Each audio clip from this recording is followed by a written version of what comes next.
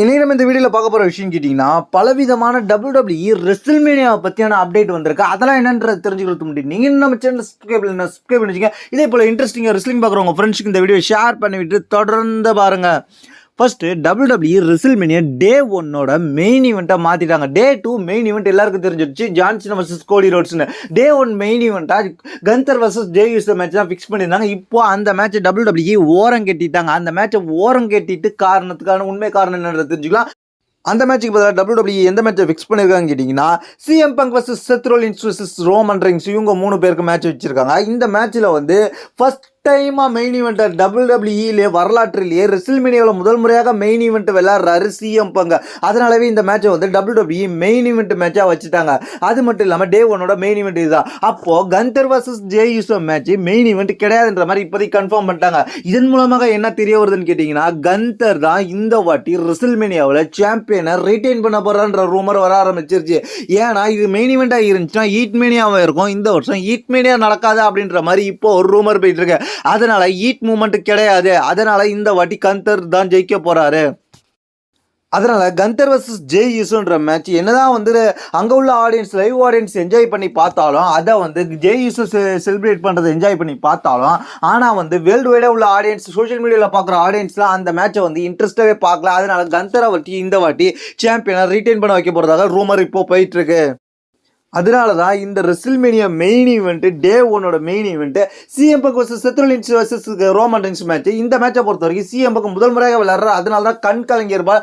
ஆனால் Roman rings 10வது முறையாக தன்னோட ரெஸ்லிங் கேரியரில் 10வது முறையாக ரெஸ்ல்மேனியாவோட மெயின் ஈவெண்ட்டுக்கு போயிருக்கிறார் அப்படின்றத தெரிஞ்சுங்க. இது ஒரு மிகப்பெரிய ரெக்கார்டை நோக்கி போயிட்டு இருக்காரு ரோமன் ரிங்ஸ்.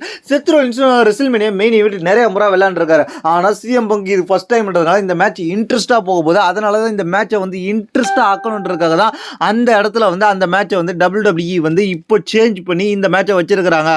அதனால இந்த மேட்ச் வந்து வேற லெவல் இன்ட்ரெஸ்டாக இருக்க போகுது.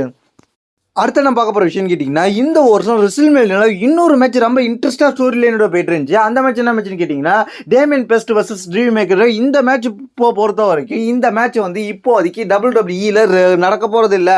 ரெஸ்ல்மேனியாவில் ட்ரீம் மேக்கரே வரப்போகிறது கிடையாது அப்படின்ற மாதிரி இப்போ வந்து ஓரளவுக்கு கன்ஃபார்ம் ஆயிடுச்சு. என்ன நடந்துச்சுன்னு கேட்டிங்கன்னா லாஸ்ட் நைட் நடந்த ஸ்மாக் டவுன் தான் அதற்கு காரணம். அதில் வந்து ட்ரீம் மேக்கர் வந்து கோடி ரோட்ஸ் ராண்டி ஆட்டன் பேசியிருக்கும்போது குறுக்க வந்து பேசி ராண்டி ஆட்டனை கடுப்பேற்றி ராண்டி ஆட்டன் கூட ஒரு மேட்ச் விளையாடுறாரு. அந்த மேட்ச் முடிஞ்சதுக்கப்புறம் அந்த மேட்ச்சில் கூட ராண்டி ஆட்டன் தோக்கடிச்சிருப்பார். கெவின் ஓவன்ஸ் வந்ததுனால டிஸ்ட்ராக்ட் ஆன ராண்டி ஆட்டன் தோக்கடிச்சிருப்பார். பேக் சீட்டில் போய் பேசிட்டு இருப்பார். டேமியன் பெஸ்ட்டை பற்றி பேச ஆரம்பிப்பார். அதுக்கப்புறம் கடுப்பான டேமியன் பெஸ்ட் என்ன பண்ணுவார்னு கேட்டிங்கன்னா அப்படியே போட்டு அடின்னு அடிக்க ஆரம்பிச்சிடும். கார் பார்க்கிங்கில் அடித்தது மட்டும் இல்லாமல் ஒரு கார் மேலேயே தூக்கி அப்படியே சோக் ஸ்லாமாக போடுவார்.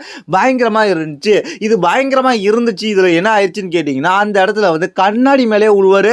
யாருன்னு கேட்டிங்கன்னா ட்ரீம் மேக்கர். அந்த கண்ணாடி மேலே உள்ள ட்ரீம் மேக்கர் மேலே என்ன ஆச்சுன்னு கேட்டிங்கன்னா கண்ணாடி கண்ணில் பட்டுருச்சுன்ற மாதிரி ட்ரீம் மேக்கர் அவர் ட்விட்டரில் சொல்லியிருக்காரு. இதன் மூலமாக என்ன தெரிய வருதுன்னு கேட்டிங்கன்னா அதனால் இந்த ரெஸ்ல்மேனியாவுக்கு ட்ரீம் மேக்கர் வர்றது கேள்விக்குறியாக இருக்குது. கண்ணில் கண்ணாடி பட்டுன்றதுனால கொஞ்ச நாளைக்கு வந்து அதை வந்து ரெக்கவரி பண்ணி ஆகணும். அதனால் வந்து இப்போதைக்கு அவர் வருவார்ன்ற கேள்வியாக இருக்குது. எந்த இல்லாட்டி ஒரு சில வாரம் கழித்து ரெஸ்ல்மேனியாவுக்கு மொத வாரம் மட்டுமே வர வாய்ப்பு இருக்குது அப்படின்ற மாதிரி தகவல் வந்திருக்கு.